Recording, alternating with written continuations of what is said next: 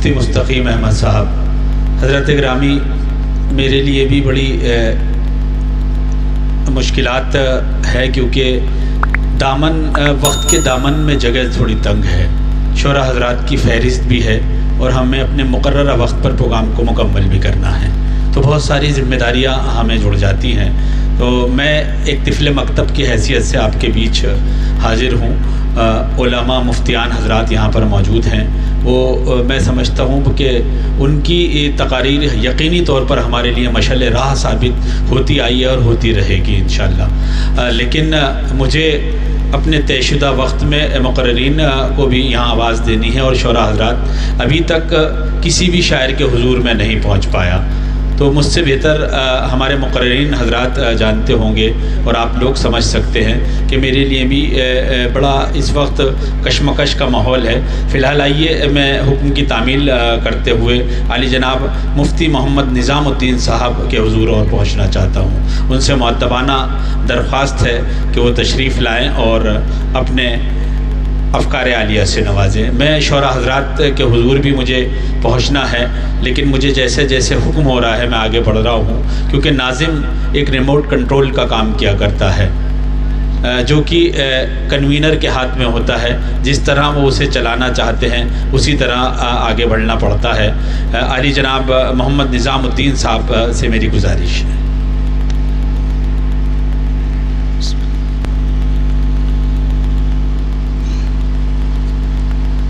السلام علیکم ورحمۃ اللہ وبرکاتہ۔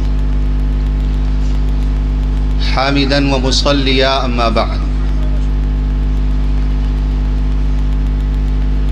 قال اللہ عز وجل فی القرآن الکریم اعوذ باللہ من الشیطان الرجیم بسم اللہ الرحمن الرحیم اقرأ باسم ربک الذی خلق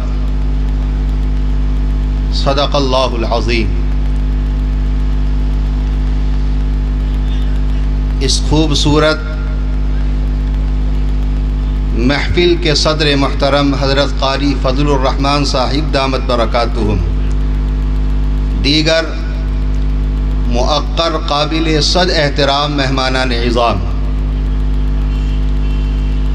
آج میرے لیے بڑی سعادت اور فرخندہ فالی کی بات ہے کہ ہمارے مخدوم، ہمارے محبوب حضرت قاری مسعود حسین صاحب کی کتاب سائنس اور مسلمان کا رسم اجرا ہو رہا ہے۔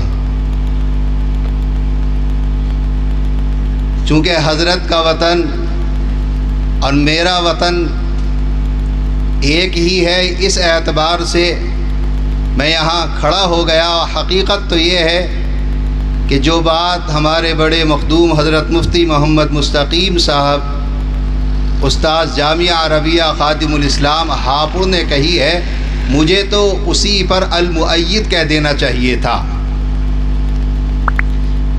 لیکن حضرت قاری صاحب سے تعلق، مدرسے کا تعلق، وطن کا تعلق، محبت کا تعلق، یقیناً اگر یہاں آ کر تہنیت نامہ حضرت قاری صاحب کے حضور پیش نہ کیا جائے تو یہ ناانصافی ہوگی۔ میں تو کہوں گا کہ آپ کی یہ کتاب الحمدللہ نوجوانوں کے لیے، نسل نو کے لیے تابندہ ستارہ اور پائندہ نجوم کی طرح ثابت ہوگی انشاءاللہ، اور اگر یوں کہوں تو بیجا نہ ہوگا کہ جہاں جلے گا وہیں روشنی لٹائے گا، جہاں جلے گا وہیں روشنی لٹائے گا، کسی چراغ کا کوئی اپنا مکان نہیں ہوتا۔ اور کیا کہوں، بہت کچھ کہنے کو ہے، لیکن جب حضرت قاری صاحب کی بات آئی تو ایک مجھے واقعے کے تئیں ایک خوبصورت مجاز کا شعر بھی یاد آ گیا۔ چونکہ ادبی محفل ہے تو ادبی بات ہونی چاہیے۔ مجاز کی حالی شاعر سے جب ملاقات ہوئی تو میں نے پڑھا کہ حالی سے مل کر انہوں نے ایک مصرع کہا اور اس کے بعد دوسرے مصرے پر انہوں نے جو خوبصورت پھول نچاور کیے ہیں، یقیناً آپ لائق داد تحسین ہیں حضرت قاری مسعود حسین صاحب. میں ان کی نظر کرنا چاہوں گا. مجاز نے کہا تھا پہلا مصرع بہت سادہ، کہا بہت خوشی ہوئی حالی سے مل کر، بہت خوشی ہوئی حالی سے مل کر. پھر دوسرا مصرع کہا بہت خوشی ہوئی حالی سے مل کر، ابھی کچھ لوگ باقی ہیں جہاں میں.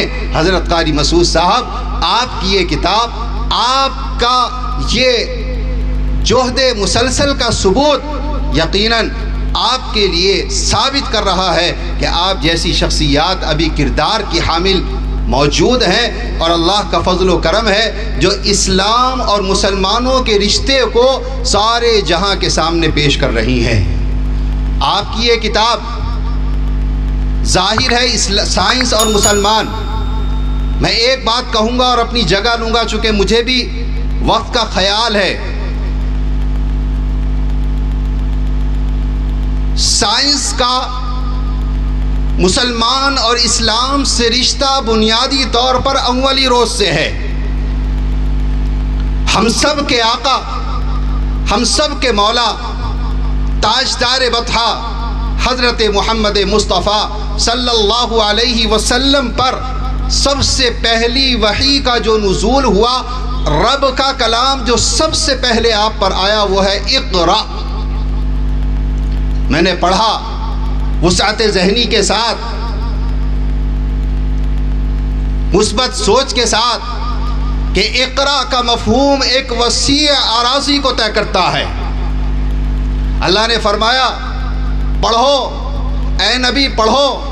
پڑھنے میں اس کی تمام شکلوں کے ساتھ میں کہوں گا کہ ہاں، چاند، سورج، ماہ و نجوم، آفتاب، شمس و قمر، ہر اعتبار سے نباتات، حیوانات، جمادات، اللہ کی جتنی تخلیق اور فطرت ہے ان کا مطالعہ بھی اقرا کے اندر شامل ہے. اللہ کی پہلی وحی کہہ رہی ہے پڑھو. اور آپ نے تو ایک مشہور حدیث ہے سنی ہوگی، ہم سب کے آقا و مولا حضرت محمد مصطفیٰ صلی اللہ علیہ وسلم نے اسی سائنس کی ترغیب دیتے ہوئے یوں فرمایا تھا 1400 سال پہلے. آپ نے فرمایا کہ فطرت اور خلقت میں غور و فکر کرنا، اللہ کی قدرت میں غور و فکر کرنا، اس میں سائنس وغیرہ کے تمام علوم شامل ہو جاتے ہیں. آپ نے فرمایا 100 سال کی نفلی عبادت سے افضل ہوا کرتا ہے. ہم منحصر نہیں کر سکتے. ہمارے نبی علیہ الصلاۃ والسلام تمام جہانوں کے لیے رحمت بن کر آئے ہیں، اور آپ علیہ الصلاۃ والسلام نے تمام علوم کے پڑھنے کی اجازت مرحمت فرمائی. حتیٰ کہ ایک حدیث میں تو میرے آقا صلی اللہ علیہ وسلم نے ارشاد فرمایا اطلب العلم ولو بالصین، کہ تم علم حاصل کرو، طلب کرو، اگرچہ چین کی چوٹی پہ جا کر تمہیں علم حاصل کرنا ہو. وہاں علم کی کوئی قید نہیں ہے کہ صرف وہ قرآن کریم کا علم ہے. میں کہوں گا وہ قرآن کا علم ہے، وہ سائنس کا علم ہے، وہ انگریزی کا بھی علم ہو سکتا ہے. حتیٰ کہ سب سے پہلے علوم اصلیہ اور بعدہ تمام علوم عالیہ اور تمام علوم کا حصول، حتیٰ کہ سائنس کا حصول بھی اللہ کے نبی علیہ الصلاۃ والسلام کی ترغیب میں شامل ہے. ہم سب کو آگے بڑھنا چاہیے. حضرت قاری صاحب کی یہ پیش رفت ہم سب کے لیے یقیناً حوصلہ افزا ہے. میں ایک بار پھر جاتے ہوئے حضرت قاری صاحب کو تہنیت نامہ گلدستہ پیش کرتا ہوں اپنی نیک آرزوؤں کا، نیک دعاؤں کا، اور طالب ہوں کہ رب کریم آپ کی اس کاوش کو سارے جہاں کے لیے راہ عمل مشعل راہ بنائے، اور آپ اسی طرح ماہ و شمس و قمر نجوم کی طرح چمکتے رہیں. اللہ آپ کو دن دوگنی رات چوگنی ترقی نصیب فرمائے.